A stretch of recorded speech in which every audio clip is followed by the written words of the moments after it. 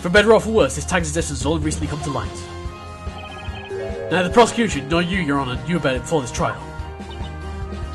Gua. But then why is there a tag on this toy? How come this toy has a tag? The answer is simple. There's a tag on the stuffed animal because... she put a new tag on it, the toy was swapped, she took the wrong toy. I'm guessing it was... what? Those two seem like exactly the same thing. I don't know. Eeny meeny miny mo. Thingy thingy thingy think. There. Yay! I think I might have got the right one. There's only one possibility. He looked confident anyway. Little Dente, before handing the plushie into the police, you swapped it for another. Yeah! Listen to yourself! I don't even do something like that. Nicola! And that's right, the tag must be a fake. A fake? Why would you think that? A chocolate fake must be trying to flame me, that's what it is. Objection! Mr. Smiles, there's no motive to do something like that. Objection! No motive? It doesn't require much thinking to come up with one. He wanted attention. Yes, what he said. The guy lied to show off. That's all there is to it. Did Johnny produce bogus evidence to draw attention to himself? I'm gonna say that's impossible because, you know, I believe in Johnny. I believe in Johnny. I'm pretty sure he's not an attention seeker. Well, he is an attention seeker, but, you know, I'm not entirely sure why it's impossible. And how do you know? I'll dash you like an onion. Anyway, was Mr. Smiles lying? There's an easy way to find out. What? How do you plan to check it? By checking the fingerprint, of course. Fingerprint! Ah! Of course, Mr. Smiles' testimony. When he sees Miss Cantabella, she was holding the tag in her hand. Therefore, her fingerprints will still be on the tag. Da da da! You know, the one that we've all been handling around this courtroom. Bailiff, have this evidence investigated immediately. That was awesome, Nick. We've almost got it now. Mr. Flinch, I have a question for you. What is it? When you searched the crime scene, did you find a toy without a tag? Well, Mr. Flinch, did you? No, we considering the circumstances, it did not seem necessary to investigate quite so thoroughly. But at the very least, I can tell you that all the toys in the crate had tags on. So what happened to the toy without a tag? Excuse me, Your Honor. What is it, Mr. Wright? It appears no stuffed animal was found without a tag. Which means it may still be hidden in the crime scene. Hidden? Do we have to go back and do investigations? Your Honor, the defense requested that the ship be searched thoroughly this time. Send a forensic team there immediately. You're requesting another search? Objection! What? Surely you can't be serious. Whether the toy was swapped or not, it doesn't matter in the least. They're all the same, any of them will do just fine. That is exactly why it's important. All these plushies are the same, there's no need to swap one for another. And yet... why is the witness getting so worked up about it? So, there's some kind of evidence on this thing that's...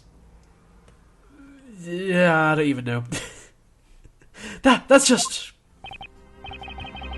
I had a feeling that there was something odd about this case. A stolen stuffed animal, and an assault connected to it. There has to be more to it. There has to be another crime under the surface. Nick! This is it, what should I do? Request a search. Obviously, always request a search. Never wait and see what happens. That's never the answer. Well, very rarely the answer. Your Honor, the defense insists on a search. Should Pushadur's tag be found on the ship? Then there's a strong possibility this case will be resolved. Objection!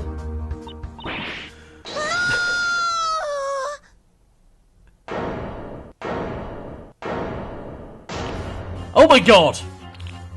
But why? You can't! No, you can't search it again! You just can't! Where did you bring that fish from? Is that what was under your hat? Witness! Miss Al Dente, why did you shop the stuffed animal? And why are you so afraid of having the ship searched? PC Badger holds all the answers. But he'll never tell. I say, Mr. Wright, could it be you already know the reason behind this swap? I'm starting to have an idea. But there's like nothing to possibly link it together except just a general idea. Of course, none of it definitive proof. But when it comes to putting together a possibility, I might have something. Is it going to be the jewel thieves? Yeah, it's going to be the jewel thieves, isn't it? Very well then, let's see some evidence. Do you have any evidence that would explain why Miss Identity is against the search? Oh, we need evidence. Oh, we've got the newspaper.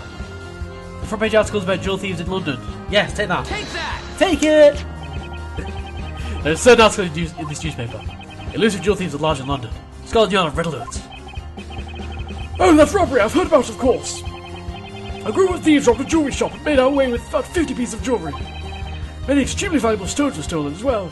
Scotland Yard's under great pressure to find them. And they're totally all on that ship, right? All passengers sent out from London are being scrutinised by the police. And what does that have to do with our case? Nothing. I beg to differ.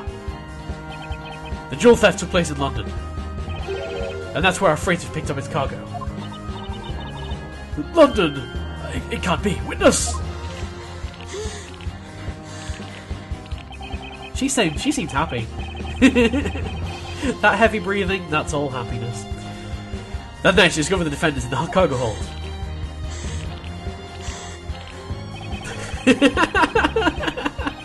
She was holding one of the plushies. You knew you had to get it back. Intense breathing! Breathing intensifies. You have to get it back at all costs. But why go so far from me a plushie? Let's go closer on the face.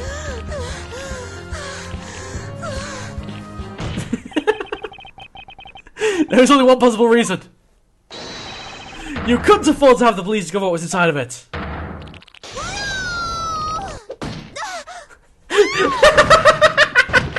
What the hell?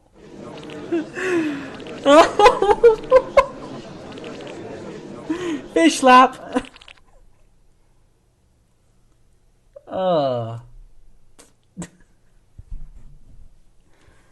Serves you right for bringing a fish into the courtroom.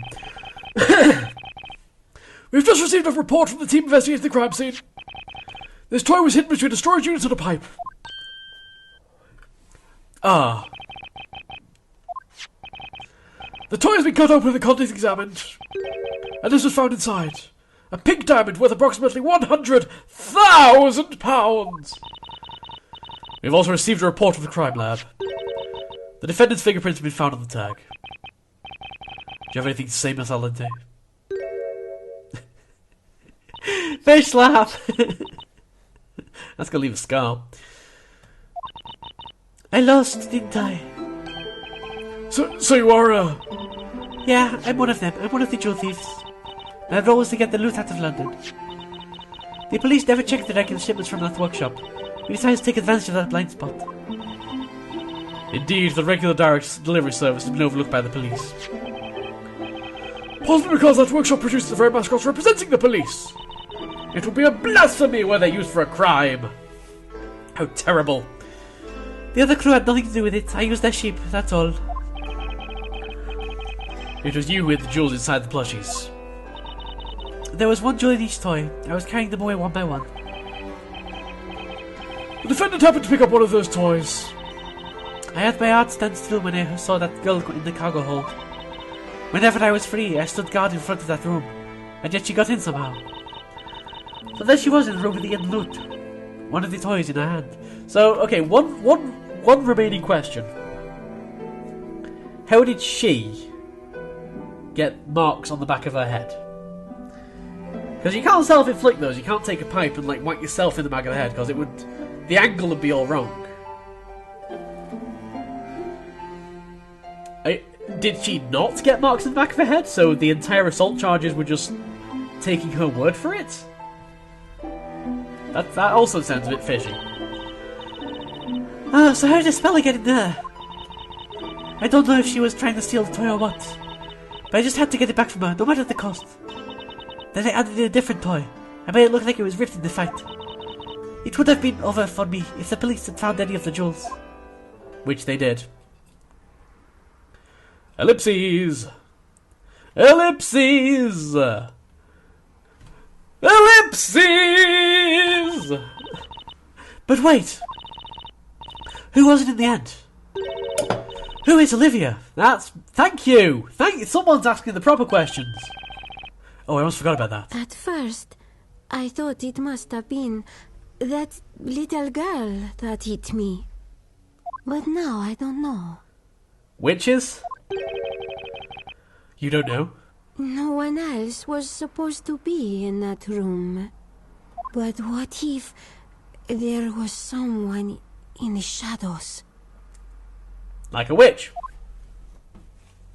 Some mischievous person hidden in the darkness. This doesn't sound realistic. This doesn't sound like proper evidence for a court of law.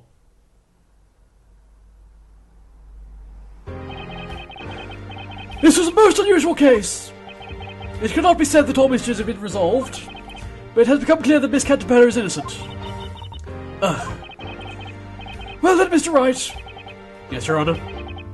It would seem that I owe you thanks for helping us see the truth.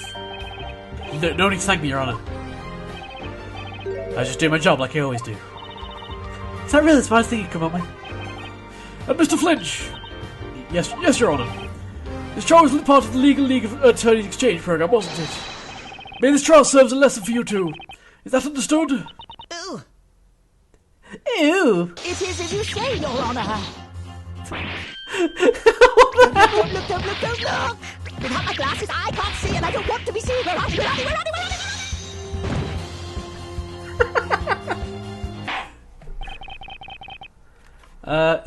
Are these them? I found some glasses. I think they must be yours. Oh my god, I can see him. Let's take those off before let's take those off. I don't want to be able to see. Well then, the court has reached its verdict. I pronounce the defendant Espella Cantabella not guilty. Confetti! Confetti! Confetti everywhere! Oh, even the English courtrooms have confetti. Yeah, this is accurate. This is definitely accurate. I can say this as an English person. Congratulations, you did it, Nick! Yeah, thanks. I guess I should be happy. Meanwhile, you. But Darklaw's cold gaze is staring daggers through me. Ellipses! Thank you, Mr. Wright. You're better than I thought. Had I known earlier, I would have asked you to prove Espella innocent from the very start. I'm glad you're happy to have the verdict. Espella, come and thank Mr. Wright. She's got the A to Z of thingy. Thank you, Mr. Wright. Glad I could help. Where did she get the A to Z of thingy from? The A to Z of Labyrinthia from? Huh? Hey, Espella! What's that big book you've got there? Oh, please forgive her. She's a bit shy, you see. She's very fond of books. At any rate, now Espella can return to her peaceful life at our boarding school. And it's all thanks to your hard work, Mr. Wright. There's going to be two Espellas, aren't there? One on the Layton side and one on the right side. One on the right side and one on the wrong side. Now, please excuse us. We have some formalities to attend to. Oh, yes, of course. Mr. Wright, you were truly outstanding in our courtroom today. Farewell. Okay. Victory has been achieved.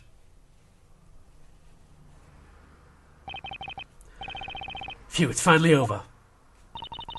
You know, something's still bothering me about this case. The person who hit Olivia, where did they go? That's true. We don't know who actually assaulted Olivia.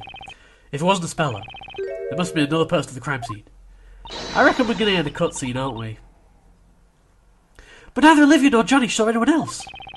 The room was dark, save for the emergency lights. I'm sure someone hid in the shadows. And Johnny's wearing sunglasses. I'm amazed he saw anything at all. He missed all those clues, so it's not much of a stretch to imagine he missed the perpetrators too. How about we head back now? Okay, let's go check out Tower Bridge while we still have some daylight left. Are they going to get a cutscene? Oh. Oh! What is it, Maya? Voice acting. There, on the couch. Isn't that Espella's book? It's the A to Z of Labyrinthia. It is the book she was holding. We should return it to her. Hey, Nick. Let's see what kind of stuff Espella likes to read. Yep, that's a bad idea all round. Just quit it, Maya. Cutscene. Labyrinthia, huh?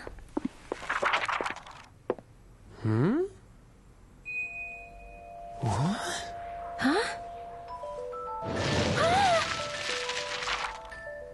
Huh? Maya, look! Huh? Hey, Nick, look. That's us, isn't it?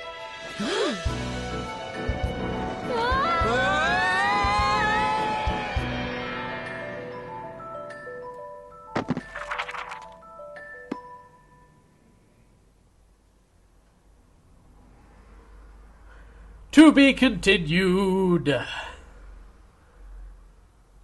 I guess that's the end of the second prologue. Oh, you get 50 picker-outs per credibility? I missed out on 50 picker-outs! 50!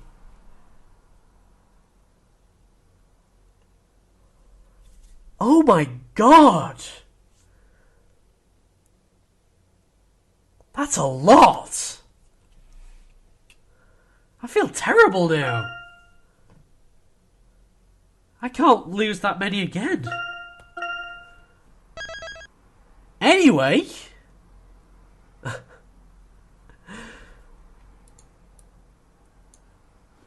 I've been Mindez, this has been Phoenix Wright, Ace Attorney versus Professor Layton.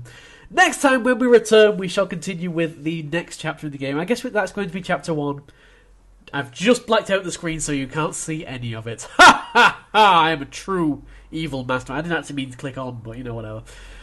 Next time when we return, chapter 1 of Professor Layton versus Phoenix Wright, Ace Attorney. So they're both in Labyrinthia now. So I guess we're going to have to see what this new place is all about. It's probably going to be a Layton section followed by a Wright section. That's probably going to be the general cycle of the game. For now, though, I've been Mindez, been Phoenix Wright versus Lace Attorney, Layton Professor Attorney. Some combination of that. I still can't say it. I just can't. I don't know what it is. I just can't say the name of this game. I keep saying Phoenix Wright before it, Professor Layton, and that just messes everything up. And I shall see you next time.